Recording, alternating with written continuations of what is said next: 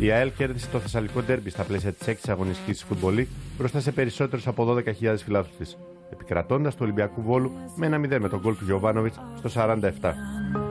Ένα τρίποντο που διατήρησε το σύνολο του Ράτκο Ντόστανιτς μόνο και αίτητο στην κορυφή της βαθμολογίας της Football League. Da je velika stvar što imamo takve navijače koji mogu u svakom trenutku da nas nose i kad igramo slabo.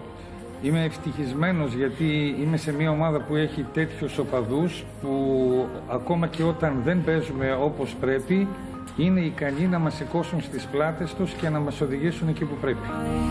Το παιχνίδι ωστόσο δεν ξεκίνησε καλά για τον Γιώργο Ντάσιο, τον αμυντικό του Ολυμπιακού Βόλου που τραυματίστηκε και στη θέση του πέρασε αναγκαστικά ο Νικολόπουλος στην πρώτη αλλαγή για τον τεχνικό της ομάδας Σούλη Παπαδόπουλο.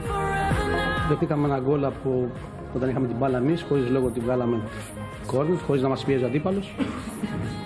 Και σε δεύτερη φάση του κόρνερ δεχτήκαμε τον γκολ. Αυτό που δεν μου άρεσε είναι ότι δεν αντιδράσαμε. Μπορεί να μην είχε φάσει ούτε η ΑΕΛ από το σουτ του Μπόγιο στο δοκάρι, του Μπόγιοβιτς. Στο ντέρμπι χρειάστηκε να φτάσουμε στο 32 για την πρώτη φάση και την πρώτη επικίνδυνη στιγμή σε μία από τις δύο εστίες.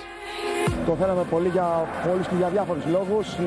Αυτή η νίκη ανήκει στον κόσμο μας και δεν είμαι γραφτός γιατί ξέρουμε όλοι τι πάνε από το Θεσσαλικό ντέρμπι. Στο ντέρμπι το LFC Arena δεν έλειψε και η ένταση.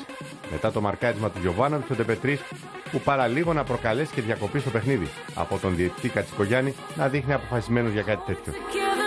Κι αν το πρώτο ημίχρονο έληξε με το ισόπαλο 0-0, το ξεκίνημα του δευτέρου επεφύλασε το γρήγορο γκολ του Γιοβάνοβιτς που έμελε να διαμορφώσει και το τελικό 1-0 για την ΑΕΛ επί του Ολυμπιακού Βόλου. Μαζεύεται κόσμος τώρα στην περιοχή του Στρατιλάτη. Στο δεύτερο δοκάρι. Μέσα στην περιοχή ο Μαρουκάκης, γκολ 1-0. Ο Γιοβάνοβιτς είχε μείνει μόνος του ο Σέρβος σε μια αδράνεια της άμυνας. Ο Γιοβάνοβιτς λοιπόν μένει μόνος του στην καρδιά της άμυνας και όπως του στρώθηκε η μπάλα την στέλνει στα δίκτυα 1-0. Σφάλμα ολέθριο από τους αμυντικούς του Ολυμπιακού Βόλου. Κουντόπουλος στην εκτέλεση του κόρνερ. Δεν έχουν οργανωθεί στην άμυνα. Μπάλα στρώνεται στο Γιοβάνοβιτς και αυτός πολύ εύκολα γράφει το 1-0. Στην πλάτη του Καραμανλή πήγε η μπάλα. Τι σημαίνει αυτή η νίκη για την ΑΕΛ στο ντέρμπι με τον Ολυμπιακό Βόλου, με το δικό σου γκολ και να παραμένετε στην κορυφή της Football League? Εντάξει, δεν έχει σημασία ποιος το έβαλε γκολ. Σημαντικό είναι πως όλη η ομάδα έδωσε καρδιά σήμερα και αυτό είναι ένα πάρα πολύ σημαντικό νίκη για μέλλον. Όπως είδατε και εσείς, κρίθηκε το παιχνίδι στις λεπτομέρειες. Από ένα στημένο, από μια αναμπουμπούλα στην άμυνα φάγαμε ένα γκολ.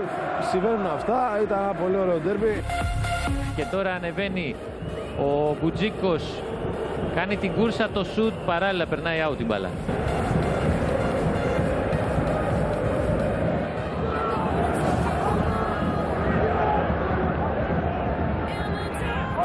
Ναγιάρ. Πάτο έχει χώρο για να κινηθεί. Πάτο θα κάνει και το σουτ δυνατό out.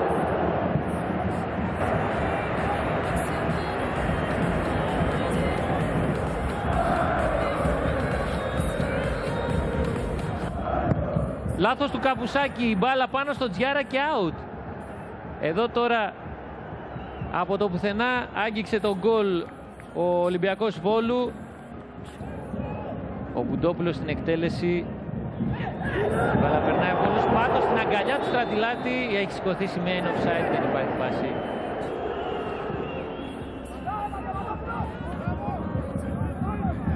Αναστασόπουλος. Πάτο. Μπάλα κάτω από τον Μπόγιοβιτς. Αναστασόπουλος μπροστά για να τρέξει ο Μαρουκάκης από κανονική θέση. Έξοδο στο Στρατιλάτη απομακρύνει όπως σε πλάγιο. Σημαντικό είναι οι 3 βαθμοί για ακόμα μια φορά. Συγχαρητήρια σε όλο αυτόν τον κόσμο που βρίσκεται στο πλευρό μας. Ήταν φοβερό σήμερα. Συνεχίζουμε τον αγώνα και ελπίζω στη συνέχεια να καταφέρουμε το στόχο μας. Μπόγιοβιτς από μακριά το σουτ στο δοκάρι μετά την απόκρουση ο Μαρουκάκης δεν μπορεί. Αυτή είναι η ευκαιρία του αγώνα για την ΑΕΛ με τον Στρατιλάτη να κάνει μεγάλη απόκρουση. Ξεκίνησε το δεύτερο ημίχρονο, δεχτήκαμε ένα γκολ από μια στημένη φάση, από μια αδράνεια. Δεν καταφέραμε να αντιδράσουμε και δεχτήκαμε την ήττα. Τώρα έχουμε πολύ δρόμο μπροστά μας ακόμα. Είμαστε στεναχωρημένοι που δεν μπορούσαμε να κάνουμε τον κόσμο μας χαρούμενοι, γιατί γνωρίζουμε όλοι πως είναι αυτά τα παιχνίδια. Καταφέραμε και πήραμε ένα ντέρμπι το οποίο έδωσε και χαρά στον κόσμο από ό,τι βλέπετε. Βοηθήσαμε, τους πρόξαμε τον κόσμο να έρθει στο γήπεδο. Πιστεύω συνέχεια να είναι η ανάλογη και να καταφέρουμε να πάρουμε αυτή την άνοδο.